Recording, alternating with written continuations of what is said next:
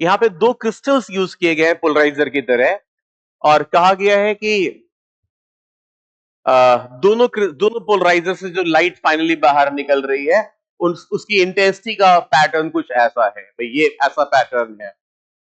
अच्छा जी, अब कह रखा है इन्होंने कि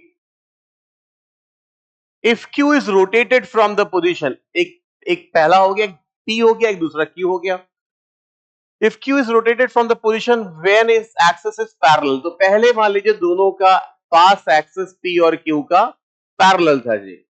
अब एक को हमने रोटेट किया, तो देखिए बात ऐसी है कि शुरुआत में क्या होगा, यहां से इंटेंसिटी आएगी आई नॉट, तो यहां से निकलेगी आई नॉट बाई टू। अब यहां से भी पैरेलल में आई नॉट बाई टू निकलती है, लेकिन अगर हम इसे थीटा डिग्री टर्न कर लें तो यहाँ पे कॉस स्क्वायर थीटा और आ जाता है, तो ये होना चाहिए। तो जब पैरेलल है जी, जब पैरेलल है तो ऐसे में थीटा जीरो होगा, और थीटा जीरो होगा तो कॉस स्क्वायर जीरो वन होता है जी, तो हमें इंटेंसिटी मिलनी चाहिए। तो initial intensity should be finite not zero, तो यहां पे इनिशियल इंटेंसिटी जीरो दी हुई है, इसलिए ये रॉन्ग ग्राफ हो गया, ये ठीक हो गया।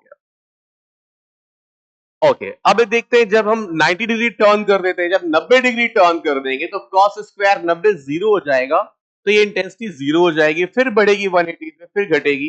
तो ये कर्व बिल्कुल ठीक लग रहा है भाई, इसके कंपैरिजन में तो ये सही लग रहा है।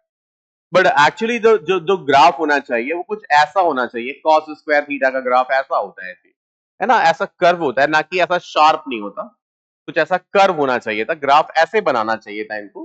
बट ठीक है, अभी इस बात को इग्नोर कर देते हैं और केवल केवल वेरिएशंस को देखते हैं। तो ये इसका जो वेरिएशन है it is more close to the right one, so हम कह सकते हैं ए करेक्ट है और बी रॉन्ग है। आंसर कितना होना चाहिए, डी।